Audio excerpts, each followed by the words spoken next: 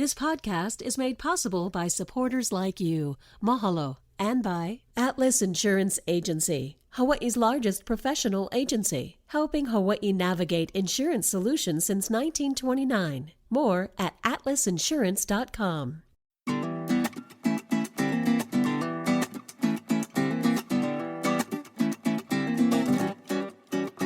Aloha mai kako. Welcome to a new episode of What's Go You In? Start every conversation with that question. I'm Ron Mizutani, and today we're going to be talking story with a young man that I'm really looking forward to, sharing his mana'o, but also mine as well. Elijah Kalā McShane, also known as Son of Oahu. Kalā, I'm going to say, is a devoted ambassador of Aloha. Message of sharing the way of Aloha has reached millions around the world via social media. His reach is incredible, and his work as a speaker, facilitator, and a ceremonialist. I can't even say that word, but say that for me. Ceremonialist. I just hold ceremony. How about that? The holder of ceremonies. We are pleased to welcome Kalā to PBS Hawaii. Before we go any further, like I ask all of our guests, what's go you in? I am a crusader off the slopes of Kalaipohaku. I'm have been proud and honored to actually be an alumni at the beautiful school of St. Louis. St. Louis. And 2011, yes, which makes you a good brother of one of Hawaii's finest. Marcus, the only Heisman Trophy winner. Right? Yeah, he's my good brother, Marcus. Yeah. Marcus. In homeroom, yeah, because the names. Right. So you guys are next to each other. Yeah, since 8th grade. When you look at the men of Kalaipohaku, and I say that with deep respect, even though I'm a Kameme guy. We had some, whatever you want to call it, back in high school. But to be a man of a crusader, yes, is a very special responsibility, right? And all my friends that have gone through the St. Louis, and we joke around, but at the end of the day, character is huge. Oh, huge. Yeah? And it's really, really interesting because you can't really explain it until you experience it. Yeah, from just being in middle school, speaking to my mom about, schools, high schools, to experience and attend, speak to my brother. We went do all the tests for Punahou, Iolani, Kameme, St. Louis. And then, we never get into Punahou, and then we're like, we never get into Iolani. But then, but it's all in alignment because all of my aunties and my papa them, aunties, all of my uncles, our papa them, for probably the past 100 years, are all crusaders. But initially, I was kind of hesitant just because all boys understanding. We never really understand until the first day of summer school. And then what? Done. You just know. Wow, man, it's such an honor to have all men with you. Yeah. Yeah, the kind expression and being in an environment where has accountability but has fun. And just overall, right, it doesn't have a component of having females in the school environment, which causes a lot of hoo-hoo, especially amongst men. And so in the elimination of that, it's pretty hilarious how has a lot of teenagers who are kind of skeptical going to St. Louis, but once you experience it for 1 to 2 days, you become a crusader for life. Crusader for life. Interesting that we talk about that because some of my good brothers are also from Damien. Yeah, and then Damien went co-ed. Yeah, co-ed. And St. Francis went co-ed. They were a Wahine school. And it works for some. St. Louis had, I don't even know how much they considered it, but no, the powers to be and the alumni said, no, we were going to stay all men. Yeah, what was an interesting story about that. So in our senior year, the head principal and the president had actually been was Hamamoto. He had our first female. That's right. And I was controversial at that time because of enrollment numbers and all that stuff. And I heard about a meeting where she had proposed a handful of times to go co-ed. And from the information and the intel that I received, it's part of the reason why she was expired off of having any influence and leadership at St. Louis, because the people on the board it's not an option. Not even an option. I hear you. And there's a reason for enrollment struggles, but it's also a reason why the longevity of the St. Louis exists. Absolutely. And a lot of it has to do with history and legacy and everything else. You talk, I listened to you, Kalā, and all full transparency. When I saw the name McShane, I said, I only know one McShane, and he's a monster. He and I played football together, you and your dad and I, and probably he knew me as Duke, Dookie, right? I was his quarterback, and he was on the offensive line with me, and boy, good memories, but always grounded. Your dad was, and I bet you that's been instilled in you. Oh, 100%. When I get asked all the time who had a huge impact on me and huge influence on me in terms of how I treat people, spread aloha, and have compassion and care for people, all my dad. It's all my dad, It's really interesting inside our McShane line. Yeah, it's like a lot of our, just all the kanes have strong mana, have big personality, but man, a lot of love, but has a lot of stature too. So sometimes so intimidating, because he's a scary guy at first. My dad, yes, he take the position oftentimes of being like, he gonna hold the spaces, the ali'i, he gonna be strong and stern. Like for all my friends, for all my girlfriends in the past, he hold on real stern. But once you understand who my dad is, oh man, he take care of you unbelievably. Good. So he's a great example of my daddy. Alfred McShane. Right. Hey, I'm going to dive in a little bit personal, if you don't mind. Yeah, let's go. Let's go. Everything, you're open book, rather. Yes. I from what I understand, you had to, and myself as well, bro, just letting you know straight up, I had to go to a speech therapist in the 4th grade because my pigeon was horrible. Nobody understood what I'm saying. Just not to mention, I had a little bit of a, I stuttered at times, and because I would get. Like right now, I want to say so much, but nobody could understand me. Coming up. But you two had lived and maybe even struggled at times with a speech impediment? Man, how I explain this one is that of all the teachers in my life, it's the biggest teacher I've ever had is speaking. And the reason for that is that it helped me to gain a deeper connection to actually who I am enough to actually speak clearly. Yeah, because I talk pidgin, I talk fast, and oftentimes if I'm in conversation, I'm completely fine.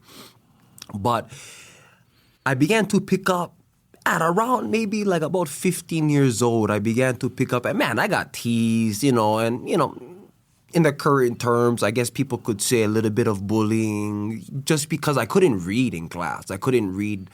I come to learn it's because all the mana, hard to contain it in one line by line by line. I know but I'm a storyteller. It's just who I am. And so like each time I telling story and conversation, it's pretty fluid. But then I learned at around 15 that every time if I spoke on anything that had no intention and purpose, it would come out. So I had to be really, really clear on how I was speaking, the art form of speaking. I came out of high school and I actually started speaking at church conferences, at church groups, schools. I started getting invited as a motivational speaker because I spent years in bodybuilding.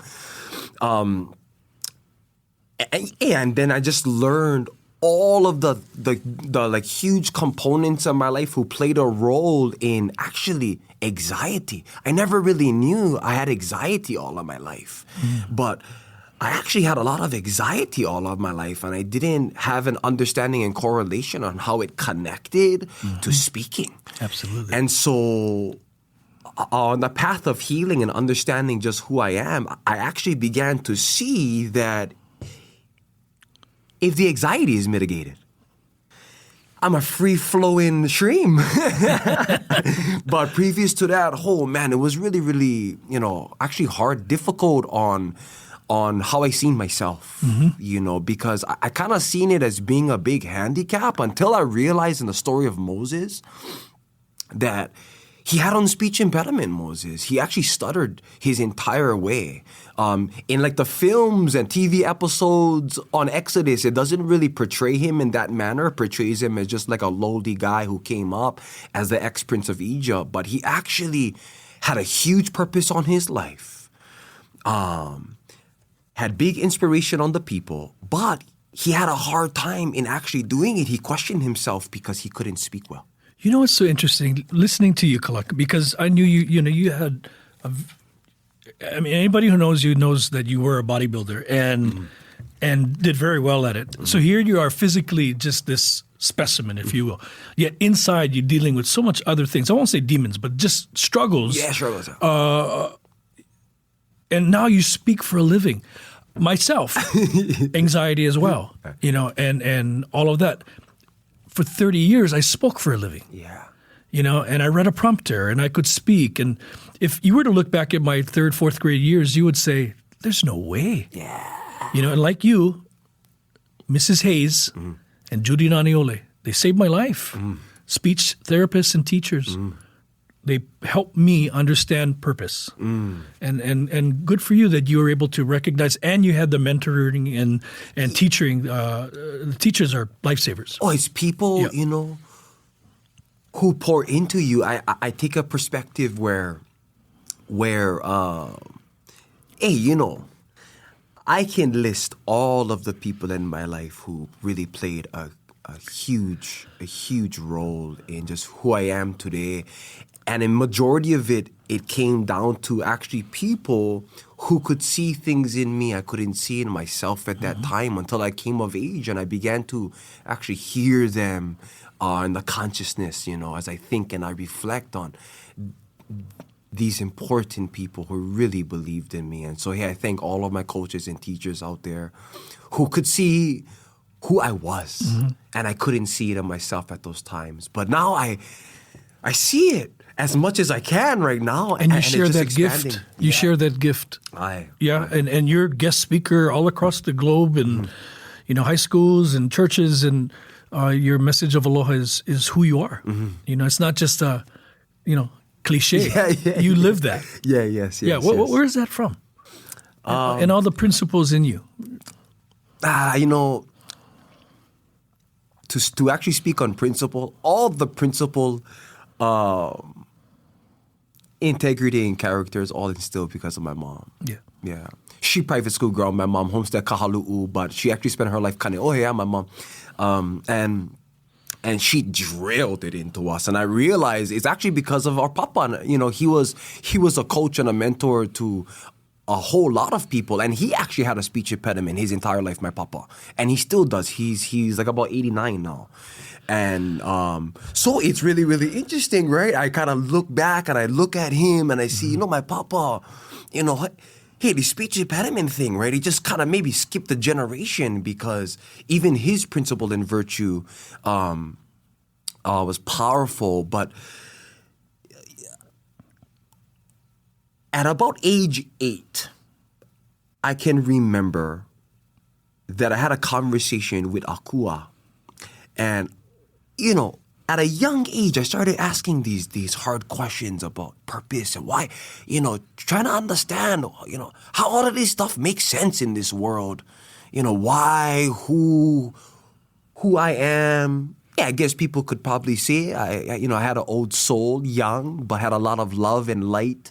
But I asking Akua, like, who I am and the purpose for my life and what I'm called to do. And Akua, all of my life from 8 years old all the way on, every time I came back after having a hard time and I come to Pule and speak to Akua always say, boy, aloha.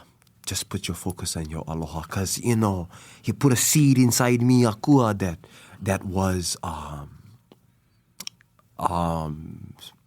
specially, uniquely expansive and a seed of aloha and spirit that Akua placed inside me that I couldn't see in a lot of people. I could only see in myself. And then I realized that, hey, it's the gift that Akua gave me. This is what I got to build my entire life on. And now everything in my work is focused around aloha. And messages and understanding Unreal. kuleana and responsibility. One of your videos, because social media is obviously a player huge. in all that you do as well. Yes. Not just face-to-face like this, but social media connects you with people. Everybody around the world. Yeah, and millions have listened to your message. What's it like to be, first of all, that kind of an influencer on this platform that, 10 years ago we knew very little about, and today you can reach somebody in Tasmania or anywhere. You know what I mean? Hey, it's the craziest thing, right? It's the craziest thing because of the fact, when we really speak about people in the kind of influencer space, quote unquote, a lot of our people in Hawaii, they head in a direction of being a comedian. Which is all good, it's fun. And it also has impact. At the same time, I could see a few years ago how there was an emptiness, a void in all platforms of social media speaking about things that is actually real, true Hawaii. Our principles, our cultural values, our practices, and to have a platform to actually give people education about what is Hawaii on the outside or what is Hawaii in the perspective of all the travel agencies across the world. And because a majority of people in our generation is getting all their information, it's not off of pamphlets anymore. It's not even off of websites. Everybody's getting their information off of social media. What an opportunity, And so about 80% of it is just, it was in alignment. I could see and have an awareness of needs and like big issues and problems in our space here in Hawaii, and to link all my gifts and skills, understandings to the needs in the marketplace, the needs in the world. And it's been absolutely amazing, just because the heart is pure, intention is pure. And just to put this out there, even though I put out a lot of good content, man, I get some huge backlash, and a majority of it actually is from people of Hawaii. Right. And that's okay. Our people are critical people, Yeah. It's all good, right? It's a part of it. Sure. But it's been an absolute blessing. Yeah. I'm glad you said that, because not everything that we do, take for example this podcast, right? When Jesse and I were part of the original mindset, the brains behind this concept. We came up with this name, What School You Went, right? And people are like, okay, yeah, that's how we relate, right? That's how we relate in Hawaii.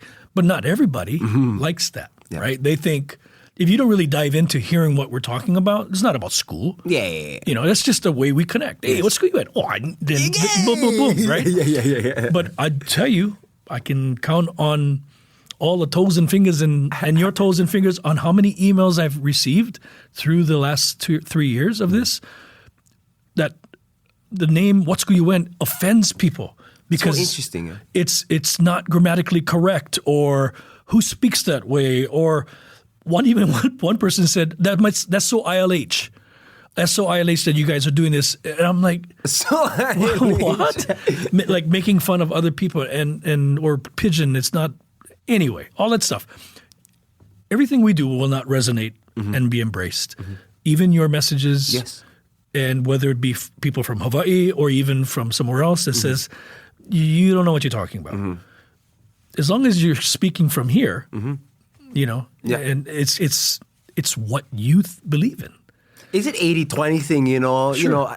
in like every Sometimes not aspect? even that. 70-30. Yeah. And it just is what it is. It's always going to exist. And early on, especially high school, but like even before high school,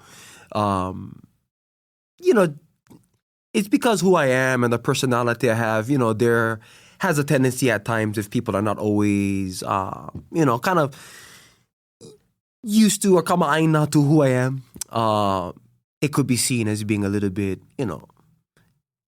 arrogant, performative in different ways. And my mom, she had briefed me a lot on top of our morning car rides heading to school, you know, because she could have an experience as a mother of what was probably going to happen to me, because teenagers and youths are not always nice. And she always told me, boy, they're always going to have shocks, especially as each individual begins to expand and to rise and to do good. It's always going to be there. But hey, all good. You just kind of feed them. You just kind of feed them. Bye-bye, they come around all the time. Yeah, you cannot own their challenges, their shortfalls. Aye. It's easier said than done, though. Aye, it is. You know, it is. One of the messages I heard you talking to your followers, if you will, but really people who probably don't even follow you, but saw it because one of the videos that went viral was talking about when you come to Hawaii, understand the role that you play, the responsibility that you should bring here, and understand what's really real to us, and what maybe social media is saying is not how we as residents, lifers, even people who transplant and move here and have the right heart, you know, I can tell you're ad-libbing all that. So it's not like it's scripted. Yeah. So all of that just comes from here? Yeah. Good for you. Yeah, you know, it's a... I cannot really script anything. On each time I do video, I always pull it first and ask Aku and my kupuna to just come through me. And, you know, I have come to see, right, that especially our generation, a big population, a big percentage of our generation of humans today have access to information that a majority of people did not have access to, right? I heard a quote about a guy saying that humans today who are indigenous in Africa, who have a phone, have the same amount of access as the head of state, right? And that's true, right? And so in like speaking about people who come to Hawaii, it is crucial. It is crucial that the people of Hawaii, us as Kanaka, who are kama'aina, who have understanding of all the principles and the values that are Hawaii, are putting that in the forefront of our content, are putting that in the forefront of our storyline about what Hawaii is, in the picture of what Hawaii is. Because you can't really experience it until you come to Hawaii fully. But interestingly enough, it's part of the reason why our work has expanded very, very quickly. It's because the principles of Hawaii are actually universal human principles and values that people around the world have kind of, I wouldn't say lost, but people in the communities and cultures around the world, especially in the Western world, they aren't holding these principles and values at the forefront of everyday life because we live in a system that is not in alignment to it all the time, right? And so I always speak to people about, hey, everything begins with principles and values in the household. So like, yeah, especially as adults, if you get cakey, it's to instill these into them, because as you do, then each person of Hawaii becomes an example of Hawaii. And there's this amazing quote I heard that anywhere a Hawaiian is, Hawaii is too. But that's not always the case if you do not have an embodiment of the principles and the values that are inherently Hawaii. And so people from the outside are actually able to come to Hawaii. If you learn these key principles and values that's in Hawaiian culture and have the correlation and connection to these values in each of, in his or her culture around the world, then you begin to see that humans actually, at our core, are all one. Yeah. I know some Hawaiians aren't even Hawaiian, if you know what I mean. Yes, right? Yes, and you don't have to be. Let me say this without people coming down my throat. But you don't have to be a Hawaiian to understand what it's like to be a Hawaiian. 100%. It helps, but it doesn't guarantee that you are, of the right heart. Yes. Of the right purpose. Yes. Right. And so now you found your purpose and you're running with it. You and your wife and everything about you is aloha. And it's not just it's not a performance, like you said. It's not a cliche to you. It's who you are. It's how you dress. It's how you present yourself. But I got to ask you, brother, you wake up and you ever get bad days or what?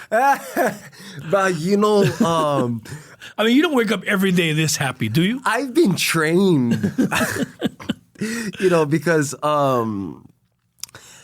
I try to do my best to keep the practices in place that help everything in my own spirit and mana to always be as best as I can.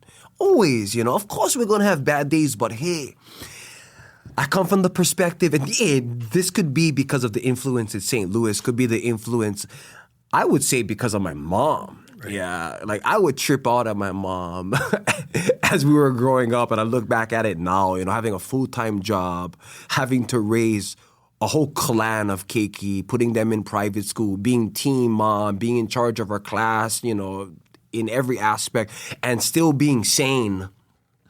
It's because the consciousness was I guess the easiest way to kind of take it, like expansive but ambitious, happy, and in all aspects, accountable and responsible for only what we can control. Amen. And if I can control being happy and the best that I can every day, that's what I can control. I don't can control anybody else, and I choose. Yeah. I choose today. So in other words, Kalā, say you leave Sad Island Access Road. Yes.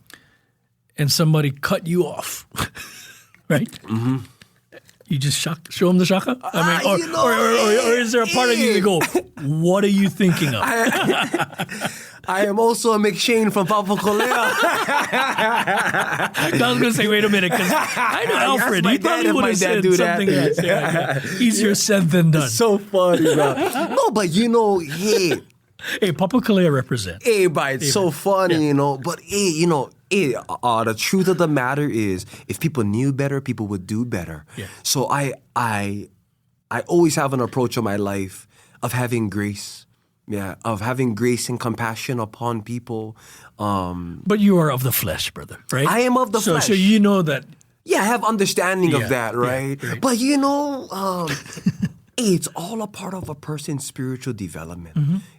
You know, because I can always see if the spirit and the mana is a little bit low on my tank.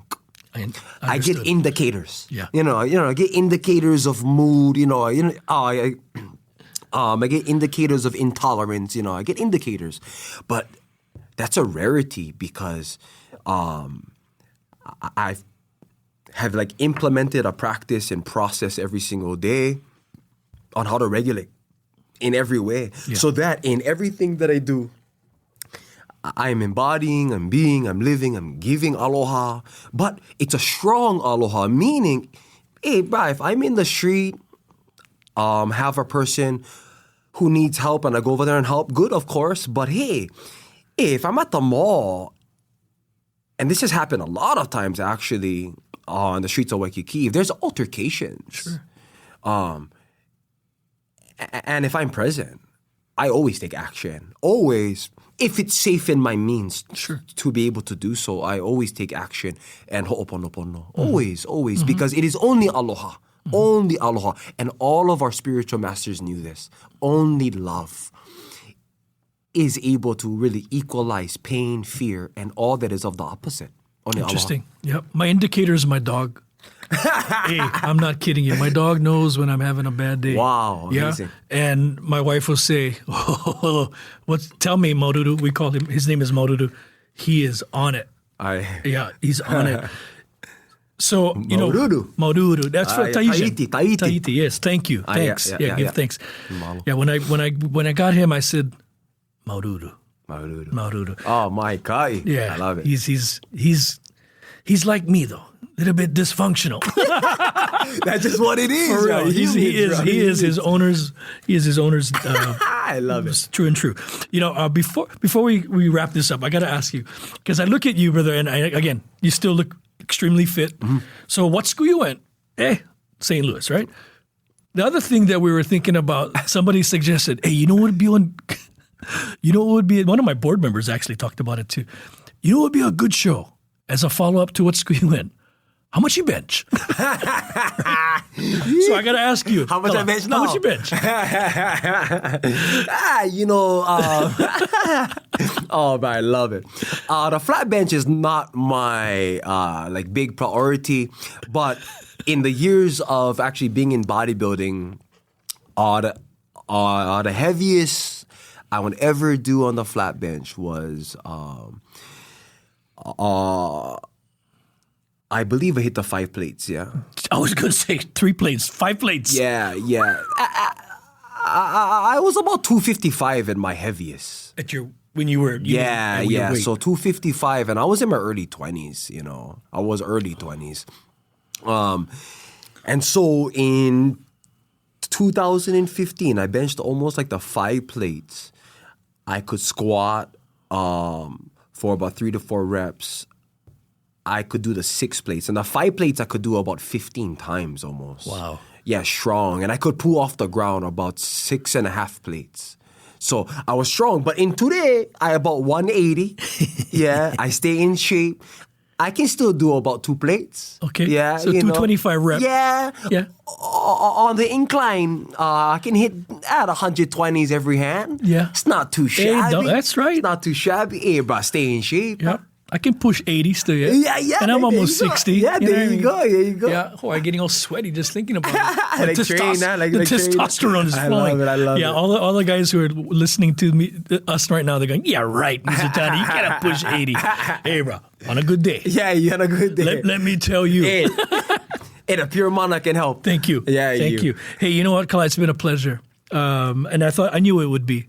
You're doing great things. Mahalo. You're doing great things. And there's so much responsibility in what we do as communicators, as those who can reach the mass. Yes. Even now in this role that I have here, there's responsibility to that. What kind of content we deliver, what kind of content we are developing and sharing with community. For yourself, that responsibility is as grand as mine, even more so because you're reaching a different demographic, a different audience for sure, and a very vast audience. I mean, you're talking millions of people who see you. That's heavy, right? Yeah. It's hey, each and every time I get an inbox or a DM, of like different people saying... You answer all your DMs? I answer all my DMs. Good for you. Yeah, I answer all my DMs. Good for you. Hey, bro, you got to or else it's not ever going to happen. Right. I try to stay on it. Engaged. And so each and every time has an inbox or DM of people who just extend thanks because of inspiration of a particular video or just like the work that I do. I just always say, bro, it's just kuleana. It's just kuleana, nothing special. Yeah, but, I guess, it just is. It's just, it's just a call. As a huge part of what I always encourage people to do is to listen to all of your kupuna and to answer the call. Answer the call. It takes so much courage to just answer the call because everything else is calling you, but the call from your kupuna is the call on your life. And when you can answer it, man, it's going to shift everything.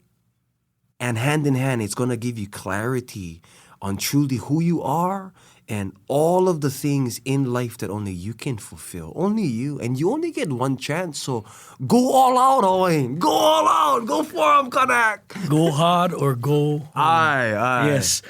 Elijah Kalā McShane. Nice to meet you, brother. Hey. It was an honor to be here, Uncle Dukes. Hey, peace and love to you and the Ohana and to all the PBS family and to all the people in the world out there who are listening to this. Please always remember to choose Aloha even when it's the hardest, because when it's the hardest is those times where the spirit of Aloha is needed most. Peace, love, and Aloha to all of you in the world. Ahuiho, malama pono. Perfect. Mahalo nui joining us, folks. Join us next week. Another episode of What School You Went. Until then, ahuiho. What School You Went is a PBS Hawaii production. Music by Taimane Gardner. If you enjoyed this episode, let us know on Facebook, Instagram, and Twitter, and tell your friends. You can find us on pbshawaii.org and everywhere you get your podcasts.